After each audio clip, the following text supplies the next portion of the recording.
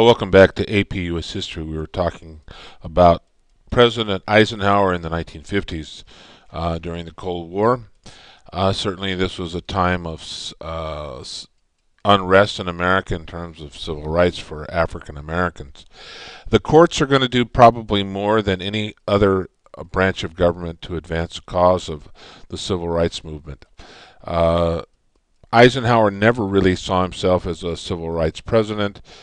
This mantle is probably going to be handed to Johnson when he becomes president. Probably more civil rights acts will be passed during his tenure than any other president. But this incident in Little Rock, Arkansas, showed the world that the president was serious about upholding the decisions of the court. This sending 1,000 troops and nationalizing the Arkansas troops put it under his command. And he's going to see to it that those 9 children have an opportunity to go to Central High in Little Rock.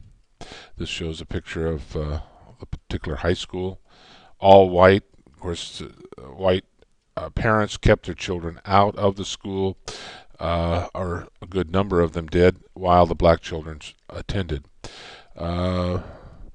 The federal troops had orders to shoot to kill if people tried to interfere with these young children going to school. Unfortunate that this had to come to this point, but sometimes squeaky wheels do get grease. I don't know if you understand that, but it's when things happen, tragic things happen, that people take notice. The next year, Little Rock public schools were closed entirely, and the whites moved their kids to private schools. The blacks will have no schools to attend.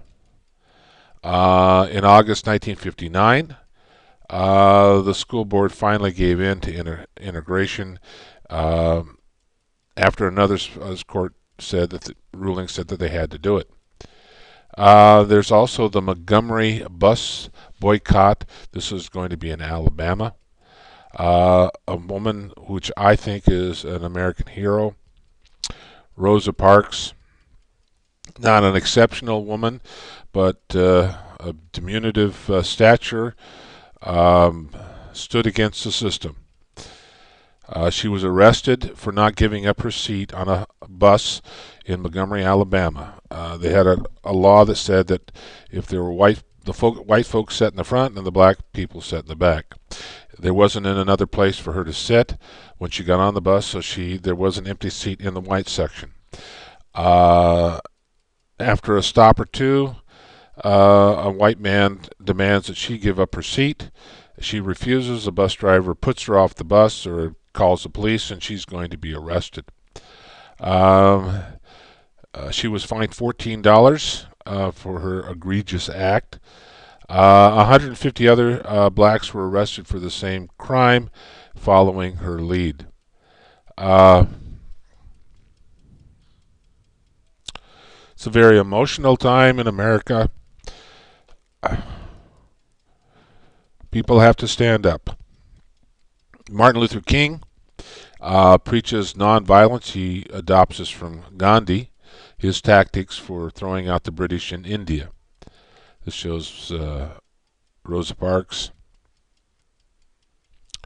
being booked and fined $14.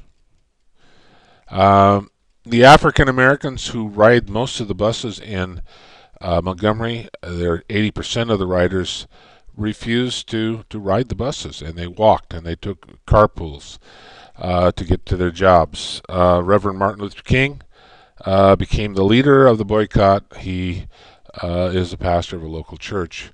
The boycott lasts for 400 days.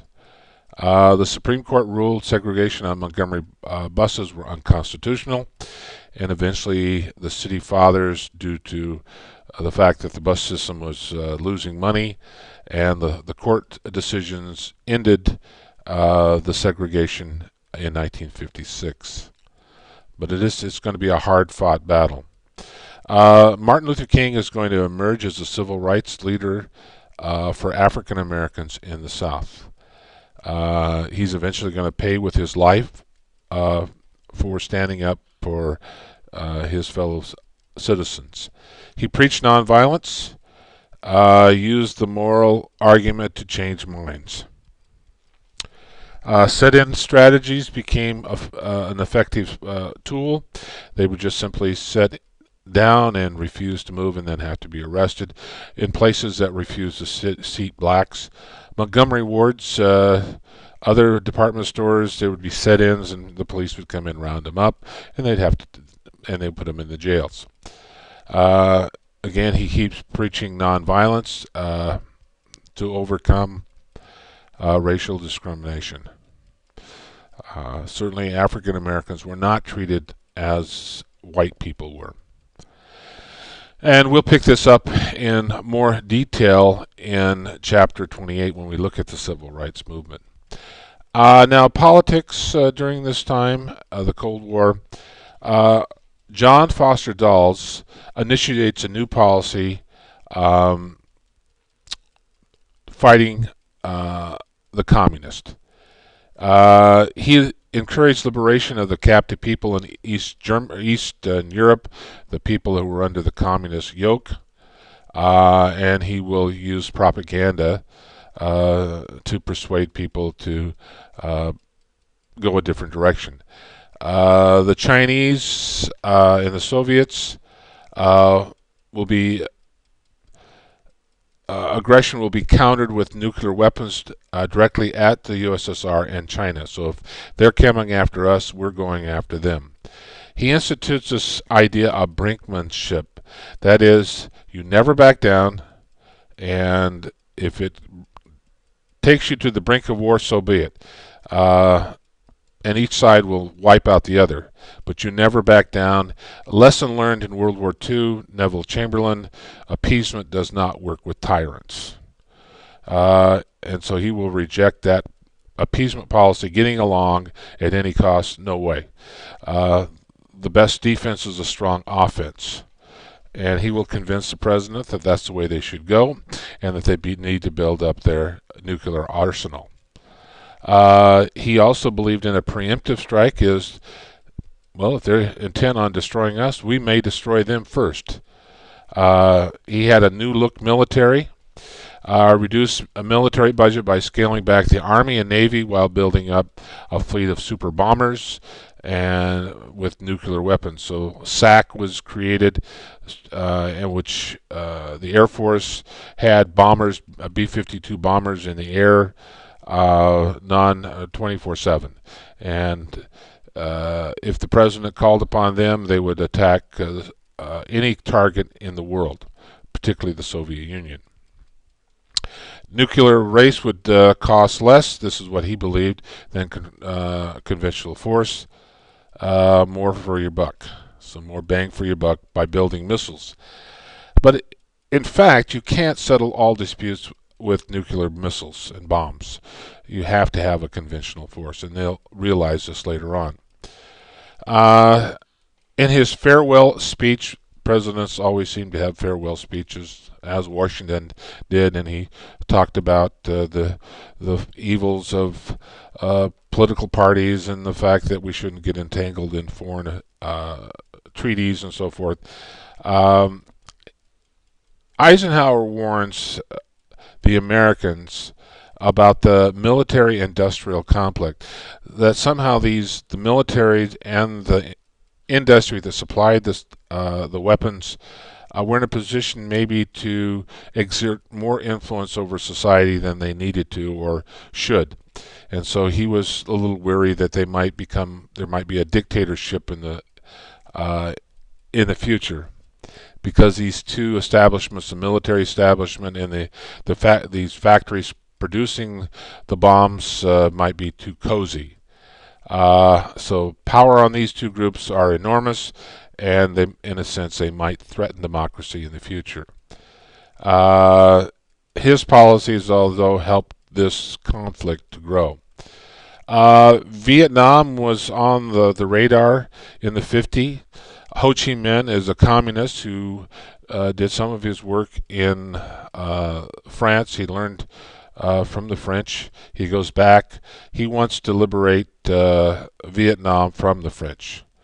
Dulles wants to aid the French to prevent communist expansion. If we would have helped Ho Chi Minh, because he's a nationalist fighting for independence from France, there's a possibility that Vietnam might not have turned communist, or at least North Vietnam. Eisenhower refused to give aid to the French because he doesn't want to get involved. The French eventually are defeated at Dien Bien Phu, and they're thrown out of Vietnam. This picture shows Vietnam here. And eventually we will spend 10 years here, lose 55,000 American lives, spend billions of dollars, and essentially we'll leave in the early 70s, and Vietnam will fall to the communists. This shows a picture of Ho Chi Minh, and he will head up the resistance against the French, and then later against the Americans. The conference of in Geneva split Vietnam at the 17th parallel. Ho Chi Minh accepted the agreement based on the assurance that Vietnam would hold elections for the whole country as to what kind of government they wanted. The pro-Western government under Diem is an anti-communist, and he is also Catholic. This is the kind of man that we want, although he is corrupt and he's a dictator. Had nothing that doesn't deter us from the fact that he's not a communist. In response to this communist threat in Vietnam, CETO was formed, and these were as NATO was formed to fight the communists in Europe. CETO was formed to fight communists in Asia. Americans believe in the domino theory, that is, if one country falls to communists, they will all fall. And so you can see that China went communist in 1949, and then Korea, North Korea, and Vietnam, and Laos, Cambodia, and so forth. All these countries will fall under the communist yoke. Stalin is going to die in 1953. Nikita Khrushchev becomes the new leader of the Soviet Union. He will denounce a lot of what Stalin had done during his regime, taking over after Lenin dying in 1953. He set out to improve Soviet life, the different standard of living. He also initiated a policy of peaceful coexistence, that we don't really like you, and we don't like capitalism, and we're gonna take over the world, but maybe we can live side by side. We'll convince people that our way is the best, but we don't necessarily need to destroy America. He wanted to impress the world with superiority of communism. Of course, the Olympic Games is a perfect way to do that. He's going to ship arms and men and equipment to different countries, supply foreign aid to show people that the communist system is the way to go. And he didn't really believe that war with America was necessary. And we'll stop here and we'll pick this up next time.